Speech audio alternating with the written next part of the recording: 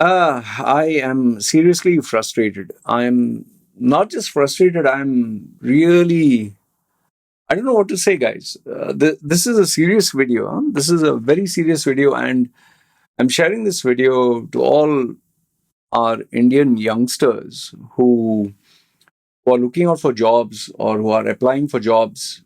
This is a very serious message from the heart. Okay. And I'll tell you why I'm sharing it. Um, this particular month, the month of June, from last month, somehow there has been a spike in the number of people who are looking out for jobs. I don't know, is it maybe the IT sector has been badly affected, or the job market in India has been affected because of this war, or I don't know what it is specifically. Okay. There can be a lot of reasons. So I got quite a number of people who send me their CVs who are looking out for jobs. Quite a number of people, who ask me on WhatsApp, on emails, and if you forward your CV or you send an email and you say, "I would like, uh, if you know anybody, can you forward it to them?" I don't charge any money. I don't take any money for forwarding a CV. It's I play the role of being a trust agent. A trust agent is whereby two individuals, you make them join or benefit from each other, okay, whatever service or whatever they provide, without having a ulterior motive or agenda. I don't have, whether you get the benefit or you get the benefit, I don't mind it. There are two people who have a requirement, seller, buyer, okay, get in touch. I don't take any money for this. Okay. I only take money if you take my service or my expertise. That's how I work. So I have had people who are sincerely, desperately looking out for jobs, and some of them have even told me, "So I'll pay you money if you can guarantee me a job." There are people, and they don't do it out of bad intentions. Maybe they're genuinely looking for a job, they're desperate. Yeah, there are some people who want an easy way out. So they tell me, "I'll pay you money. How much?" You tell me, but you have to guarantee me a job, or "I'll pay you money. Give me a guaranteed 5 interviews," or "I'll pay you money. You have to guarantee me that your contacts, you'll give me their numbers." I don't do that kind of stuff. There are some people who do it. I don't do it. Okay, I'm being honest. And I don't play the games where I will promise you the sun, moon, and stars in exchange for money. There are many people, even there are registered websites that guarantee we'll have 5 interviews guaranteed. We'll email your resume to 100,000 companies or 10,000 based on how much money you pay us. I don't do all that. I don't spam people. Okay. So I'll tell you where the problem is. Now, I don't mind when people ask me such a question. "I'll pay you money. Can you do this for me?" It's just a question. But where I get really bugged, irritated, or where it absolutely baffles my mind is when you are presented with an opportunity, when you are given an opportunity of a lifetime or something that you desperately need, and you're not ready for it. In these last 1.5 months or 2 months, I have actually forwarded resumes. I don't touch it. You forward me the way you forward it, I'll forward it to that person. I forwarded resumes of, like, I'll give you a couple of examples. I forwarded resumes of people who need a job. And when they get called for the interview, because, nowadays we have Zoom, we have, Google Meets, Skype is no longer there. And when they're having an interview, you're not prepared for it. You're not ready for it. Can you believe some of the resumes that I tell people, "See, listen, I don't know the person. It's your risk." I One of the examples, the guy sent me a screenshot. He's conducting an interview, a professional interview for a job in Dubai. And if this is the phone, the guy is holding the phone like this while eating something, and he is giving the interview. And yeah, sir. No, sir. I'm just looking. That is not the way to do an interview. Another one, he gave an interview where, the clothes line where they keep the clothes, there was a banyan and there was a trouser hanging at the background, and the guy is like, I don't know, he was not wearing a suit, he was just wearing like a shirt, okay? But at least your background should be decent. What are you, in some kind of fucking village or what? And then there was this other chap who he's telling the interviewer, he has given him a time, he has agreed. Oh, I'm busy right now. I'm busy. How can you say that? It is unbelievable. Now, obviously, I'm very particular when I send the resumes. I tell them, see, listen, I'm don't involve me in whatever happens. Consider this, I'm just sending you whatever resumes I get. I'm not involved. So use your discretion. So they don't hold me accountable because obviously they've not paid me any money. But my problem is, guys, are you taking your life seriously? You're coming begging and asking for jobs. You're pleading with people. And then when an opportunity arrives, you're not ready for it. Do you know how stupid this is? There are people out there who don't even have this privilege.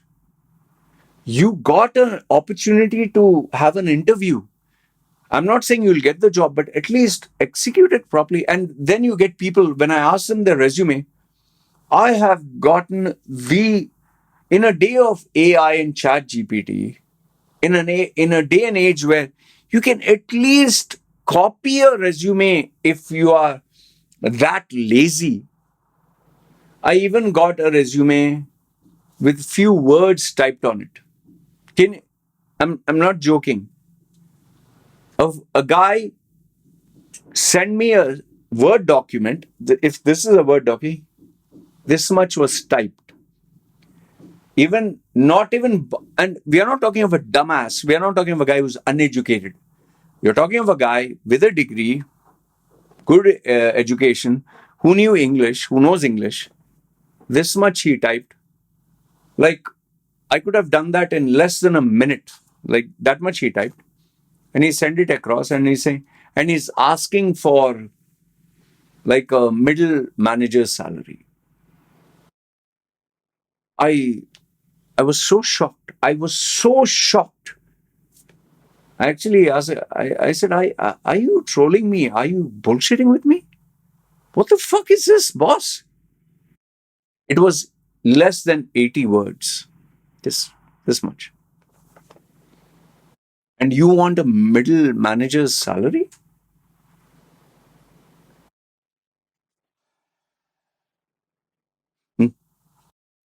And then, they cry, oh, this politics, oh, this racism, oh.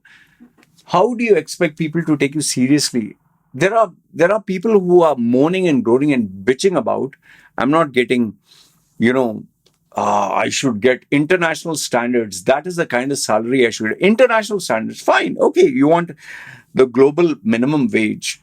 Okay, 8 euros an hour or $10 an hour, fine. But you're not even prepared for it. There was another idiot which I so remember. I don't know, didn't he get the memo that this was going to be an interview? The guy appears on Google Meets in a playground where everyone's playing cricket and he's covered with like sand and mud and his hair is moving. Hello, sir. Hey, how are you, sir? Nice to meet you, sir. Okay, sir. People are playing cricket at the background and he's talking. And he's talking to a decision maker. I know you'll say that, oh, these are the worst cases. Not everyone is like this. Boss, I'm giving you some of the worst cases, yes. There are many, many, many kinds of people whom maybe I've not experienced, but they have experienced. There are actual examples I've listened to this from senior decision makers in Canada, in USA, in even in Dubai, because they keep in touch with me because of my YouTube channel. Just imagine a guy, he was smoking. This is in Canada. He's smoking while I think he was playing a video game. This is not a joke. This is not exaggeration.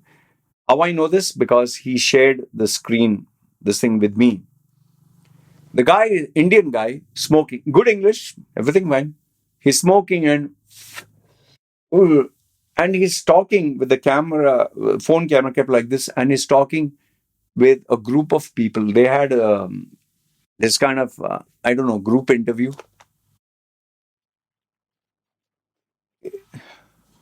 I, if you don't want the job, if you don't care, if you have enough money, let's assume he has enough money.